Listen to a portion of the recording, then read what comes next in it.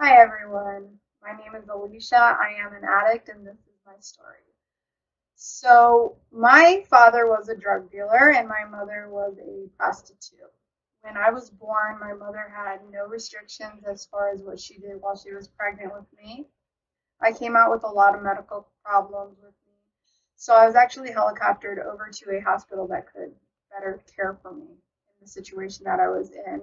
Most of the doctors had told my family that I was very lucky to survive. I shouldn't have lived through it. Most babies with my situation normally don't make it, they die. So I was pretty lucky to begin with. So I would say from the beginning, I had a pretty rough start. When I was just a couple years old, my mom decided she was going to take off from California and go all the way across country to Michigan to live. Um, some of my earliest memories were from my mom and my dad being separated, and it was pretty much just me being tossed around from one hell to another. When I was with my dad, he was drunk, passed out on the couch, and his new girlfriend would get into a rage and try to beat me and my siblings up. And then I would go to my mom's house and stay with her and her husband and his 16-year-old stepson, where I was sexually assaulted on a daily basis for several years. And so, for many, many years, pretty much through my entire elementary life, I was living from one hell to the next. Um, During elementary time, I became a very violent, very angry, very aggressive person. I didn't care what happened to me in my life. I didn't want to talk to nobody. I didn't trust nobody. I got in trouble for stealing a pocket knife and bringing it to school with the intentions of killing somebody. I went through a lot of stuff when I was at a very young age. And then finally, my father ended up catching his third DUI, which put him in jail for a significant amount of time. And luckily for me, he went and he did his thing. And when he got out, he was actually clean. He had been able to get a job, been able to get a nice place, and actually gained custody of us. And at this point, I was going into middle school. I knew I didn't want to live in this hell that I had been living in. I knew I wanted better for my life. A lot of the times, I didn't think I deserved better. So I came to the conclusion that, I just have to make it through school. I just have to make it to college and then I can move away and I don't have to ever see anybody ever again. And my life would be good. So that's what I did. Even though my dad had gotten us back and had a steady job and was clean, there was still a lot of emotional abuse that we dealt with. There was a lot of name calling. It wasn't a good environment for me mentally growing up. It was a lot of pressure, but I stuck to it. I stuck to my guns. I accomplished a lot in school, did really well with school, and then came around to my senior year where I was carrying all A's throughout high school. And my dad had decided that it was time to move back. He wanted to move back to California. My senior year, he had been hit by a drunk driver and decided that it was best to move back here when in reality it was pretty much the end of it. So when we moved back out here, we started school and I started my senior year out here where all the requirements for graduation were different. And so I thought, okay, I'll just work extra hard and still graduate on time and still stay on track with my goals. And that didn't happen. Within a matter of a couple of weeks, my father was arrested for abuse and being drunk in public. He had passed out on the front lawn of our high school and was pretty much unconscious and had to be picked up. And we were placed into foster care at this point. At this point, we had definitely struggled. Because I was so close to 18, I was being moved from foster home to foster home to foster home. Nobody wanted me. And what had happened was every time I moved, I'd get transferred to a new district, and with the new district came new graduation requirements. And finally, I had finished my first semester, and they told me, you have straight A's, but we can't pass you due to attendance, even though all my attendance was, excused from the foster care. They said they couldn't make an exception and that I'd just have to come back for summer school. And, by this time I had pretty much given up hope. I'd given up hope because I put everything I wanted into this, and apparently I felt like it just wasn't in the cards for me. I felt that I was destined to be nothing more than a addict like my parents. And by this point, I had started smoking pot and I had started drinking alcohol on a daily basis. And I became more and more involved with it. And eventually, I started using meth. By the time I turned 18, I was arrested 2 days after my 18th birthday for my first felony possession charge. And pretty much from there, it just continued to spiral out of control. Within within a year, by the time I turned 19, I had caught multiple felonies within different counties in Southern California, and I didn't care. I didn't care. My dad, when I aged out of the foster care system at 18, I went and I stayed with my dad in some rundown motel because he had a crap ton of money from his settlement, and I could get all the drugs I wanted. I didn't have to worry. And so this continued for quite a while. I didn't care what happened to me. The felonies didn't scare me. The jail time didn't scare me. I had put myself in dangerous situations to where I had a knife pulled on me and was threatened to be killed, and I didn't care. I had guns put in my mouth. I didn't care whether I lived or died. Like, the idea of death did not scare me at that time. And, eventually when I turned 19 and I got a little bit older, I decided maybe it was time that I try to get clean and try to go back to adult school. And so I did. I went to adult school and I met a guy. Yeah. So I met a guy and he had this big family. He had this big family that really loved him and cared for him. And I had never experienced that before. So I think I fell in love with the idea that there was a family there that cared. And he was on the methadone program. And at that time, I didn't really comprehend what that had meant. I had only dealt with like methamphetamine at that time. So I did think that he was just in recovery like me and everything was fine. Very quickly, I began to learn that that's not the case. He was mixing benzos with it and getting a very intense high and was always nodding off. And by this time, it was pretty much too late. He was getting take homes for methadone and letting me have his take homes. And I became addicted to the methadone. I was popping pills with him. And we ended up eventually, a little bit later down the road, finding out that I was pregnant. And when I got pregnant, I was able to stop. I was able to stop everything cold turkey. It was hard, and the withdrawals were horrendous. For me, I couldn't deal with the fact that if something came out wrong with my child, that it was my fault. I feel like that was bigger than me wanting to continue using. Although he did continue to use. He continued to use through my entire pregnancy. And at that point, I felt like I was just addicted. I was addicted to the lifestyle. I was addicted to the insanity of it all. Um, we continued to catch felonies. I still was helping him rob to go and buy his drugs.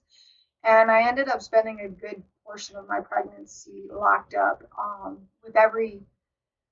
I thought that I was going to end up having the baby in prison, having the baby taken away. I was locked up on several felony charges when I was pregnant with her, and I was looking at a lot of time. I had already planned to take her to a women's prison in the area that allowed women to keep their babies with them once they were born, following that they met certain criteria. So, I did a lot of this, and I continued with this insanity for a long time. Even though I was clean, I was still living in that craziness that comes with the addiction. And sure enough, as soon as my first child was born, I ended up signing a plea bargain and got out right before she was born. And as soon as I got out and she was born, I started using again. I couldn't control it no longer. I went into postpartum depression, which I had never heard about. I became very angry, very emotional, very suicidal. I actually attempted suicide couple different times by swallowing complete bottles of pills. And the idea of dying didn't scare me. It just didn't scare me, and it didn't make me fear for anything. I wanted to die. I couldn't imagine living like this anymore. I couldn't control my feelings. I had no idea what to do with this child that I was in charge of at the time. So this continued to get worse and worse, and my addiction got worse. Once the baby was born, my kid's father had relapsed on heroin, which I had never tried. And he said it was very similar to methadone and that it wasn't going to hurt and that it would be like withdrawals from from methamphetamine. So I went ahead and I tried it and I loved it. It was not compared to anything I had ever done before. And we started getting deeper and deeper into our addiction. We started getting into more and more trouble, and things just continued to get worse from there. And after 2 years, I ended up pregnant with my son, and I was right back where I started the first time. I had stopped using everything and still continued to live in the insanity of their father's addiction because he was using throughout my pregnancy. And sure enough, I ended up getting arrested during that pregnancy as well and was locked up for a good portion of that one too. And then I had my son, and sure enough, I went right back to the same thing. I went into postpartum again and didn't care what happened, went right back to using drugs, went right back to the same old habits that I had been in. And eventually my addiction got so bad that I spiraled out of control. I didn't even care what happened anymore. Like I wasn't concerned with my kids. I dropped them off at their grandparents' house and I ran and I did my own thing. And my addiction just got worse and worse. I was going into psychosis. I was seeing things. I was hearing voices. I was doing all these crazy things. I was staying up for so many days at a time. I had a lot of self-confidence issues to where I always thought I was overweight and I wasn't. And so I would go weeks without eating. I would go so long without eating that I went from being this healthy weight that by the time I finally got busted my last time, I only weighed 90 pounds, which is tiny considering I'm 5'5". I went in and even people that had arrested me before didn't recognize me because I had lost so much weight and looked so horrible. And again, my addiction just continued to get worse. Every time I pick it up after a pregnancy, I would dive in even deeper than the last time.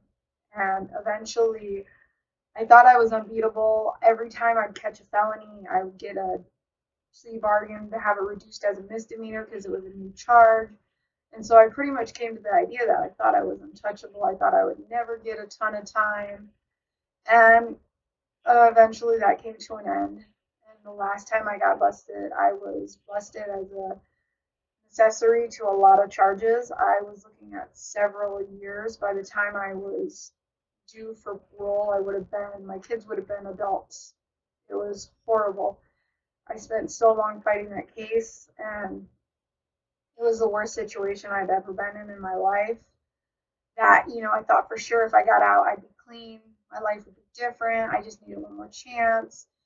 And by the time I was towards the end of my thing, I had the psych prescribing me a bunch of drugs to keep me knocked out 24/7 because I couldn't deal with my thoughts anymore. I was in a maximum security facility on lockdown all day long. And because of the nature of my crimes, there was a lot of people who weren't happy with me because pretty much I was a white girl tied to a Hispanic gang, and they didn't like that, and I didn't want nothing to do with it. But at the same time, it caused me to get into a lot of fights. It caused me to have a lot of problems, and then due to that, I was put in max, and from there, it just spiraled out of control. That when I did finally get my release date, they told me to go check in with my probation officer the next day, and I told them I can't do that. Like, I'm high. Like, I don't know how I'm going to pass the test because I literally got high before I went in for my sentencing because I for sure thought I didn't think I was getting out. And sure enough, when I got out, I had this new shot at life. I had this new opportunity to, really make a difference with my life. I just overcame this horrible situation that I was in, and it didn't stop me. I didn't care. I went right back to using. I went right back to getting high, and eventually that was pretty stupid because eventually I knew I was going to get caught. I was in a house with two other parolees with a total of three PO officers checking in. So obviously someone's going to get caught eventually. I mean, you can't have that many POs checking in and think they're seriously going to get away. And within a matter of weeks, my PO ended up catching me loaded with my son in the house and gave me a choice to go to NA and get clean, or she was going to put me upstate to serve the remainder of my sentence. So I took the choice to go to NA. When I first went to NA, the first time I was in the rooms, I went high. I went high with the intentions of just getting my court card signed because I wasn't ready to get clean. I wasn't ready to get clean at all. I wanted to continue getting high, but I didn't want to go to prison. So I started going to the rooms of NA, and I got tested by my PO, which was a surprise. She didn't say she was going to have me come in and test. And when I did, I came in and I tested positive. And she had told me if I test dirty again, I will be going upstate, court card or not.